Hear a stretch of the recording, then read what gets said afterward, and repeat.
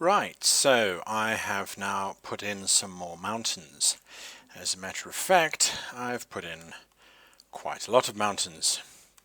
So what I decided here was, from a story perspective, if my players could just sail across this little channel, they'd have no reason to go through this choke point here where I can insert all sorts of mean, wild and wonderful things.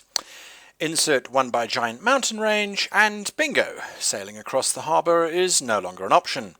You can, however, sail around these islands here to come in through there, but I have an arsenal of geography at my fingertips that I can use to persuade them to go through this choke point. Now, if we move over down here, I know I said that I wanted my players to experience heights and depths and all sorts of things, and that I didn't want mountains nearby. However, by putting mountains here, I realized that I could turn these islands into different types of environments. I can put swamps, I can put plains, I can put bogs. Down here, I have even indicated a volcano. So that's how I draw volcanoes. Is it the right way? Is it the wrong way? I don't know. But it allows me to know that there's a volcano there. There isn't anything there. There's another one over here, just because I thought, well, volcanoes are always cool. And if I now move down here, this mountain range is not very fun where it is. I'm going to move it by just dragging. The reason why I say it's not very fun where it is because it's kind of not on the coast, it's not inland, it's just kind of sitting there. I could move it wherever I liked. If I really wanted to, I could make this range longer. And that to me kind of looks pretty cool, actually, if I think about it. If I put it there, I've got this whole area of plains. I can do other stuff here as well. I've got this space here, and I've got a pretty daunting mountain range for the players to decide on how they're going to kind of navigate through that. Keeping it as separate layers, I can always just turn it off and on and kind of go, yes, I like the look, I like the effect that I'm getting. Which means we should probably label this mountains, and this we should probably label continents. And I'm going to tell you why you should be doing this a little bit later, and this we can layer as ideas maybe. So if you look at the original idea, it's kind of evolved a little bit. It's got a lot more interest and a lot more detail, but it's just breaking it down step by step. What should we do next? Well, we create a new layer, and my next one is always the one that takes the most time to do, and let's call it Pine Forest. So in maps, especially maps on this kind of scale where we're doing entire continents, you should have, and excuse me for saying should have, it's suggested that you have 3 types of forest. Pine forest, I call them oak forest, which is your forest that you would find in, say, England, lower parts of Russia, China, Central America, that kind of thing. And then, of course, you get jungle. And so those 3 forests really allow you to create some visual interest, and usually they appear in bands. Usually you have jungle around the center of your continent. So if we kind of come out here and we turn back on ideas, you'd have jungle kind of in this kind of broad band here. So maybe we have jungle islands that are full of cannibals. That's an idea. So you'd have jungles here, then you would have your temperate forests in the middle bands here and here, and then your pine forests you'd have right up in the cold reaches such as Canada, Siberia, with Sweden, not Switzerland, Sweden, that kind of thing, and obviously down here in the south. It also just makes for a prettier map as well. But like the mountain ranges, everything gets put on the map for a reason. Nothing gets put there by chance. The reason can sometimes just be because it's pretty. So that's something to take into consideration. I'm going to start with pine forests because they're my favorite to draw. I'm going in here at 300% because that'll make them look smaller than the mountains that we've already drawn. grab my brush, make sure that I'm on pine forest, and my pine forests are always just, oops, it's a bit big, Control Z. My pine forests look like that. There is a pine tree, here is a pine tree, and yes, that's a mutant pine tree. Let's not make a gigantic pine tree. So there's another pine tree there, and here's a broken pine tree, because that's what we kind of want, and here's another pine tree, and so on, and so on, and so on. So we are pine treeing away. Again, whilst drawing, you should be looking at it going, well, this is kind of a heavily forested area. Is there a reason why the local populations haven't cut it down?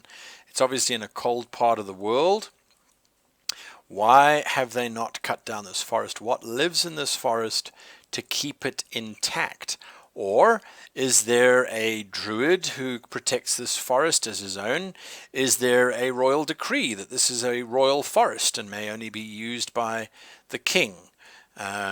Again, just questions being asked by geography. I don't want to fill this whole thing up because I do kind of like the idea of this little piece of land which I discovered. And yes, it is a discovery, although I drew it wasn't intentional. This little piece of land to me says, make me my own little kingdom. It's completely cut off from everywhere else by these mountains. It's got this beautiful bay that could serve as a harbour for several cities actually, as well as it's open to the North Sea, or whatever we're going to call that. If I don't put any kingdoms, if I don't put any castles on this side, or towns or villages, why are there no towns or villages here? What's in this forest that keeps this little space safe? So there's an idea. Maybe I'll use that, I don't know. So off I go drawing forests, and I'm not going to go too far. What you can do, if you're like me and you're particularly fond of the idea of your zones, you can oops, oh dear, oh yes, you can roughly kind of mark them out. If you want a colder kind of environment, make these lines a little bit closer together. Let's put that more in the middle. There we go. So now we know we've got pine forests until this section. We actually need another line here. So we've got pine forests up here. We've got our temperate forests here. We've got our jungle there. Let's move this up so we know where we're going to stop. So this is all kind of jungle. Here's temperate again, which leads us down to pine forests down here if we really need to. And I mean, this is really just a rule of thumb. And there's nothing stopping you from using geography again as a weapon. What if you have a pine forest in the middle of nowhere? Well, that's an interesting story, isn't it? Why is there a pine forest in the middle of nowhere? Is there a demented druid who feels that pine forests are the way to go, and so he's created this little grove of pine forests in the middle of nowhere? Is there a merchant who's realized that pine grows straight and tall and is much faster growing than oak trees are, and so has decided to start his own pine forest? I really don't know. Those are questions that you can ask and answer to create your wonderful world. Something else to know, just as an aside, it is easier for culture, for agriculture, and for customs to move horizontally than it is for them to move vertically. So if we take our own world, for example, Asia and Europe, it's fairly easy to grow crops in Greece, India, and China, and say France, because they're all in the same horizontal band. You can take those same crops to southern North America, and they will grow fairly well because the environments are the same.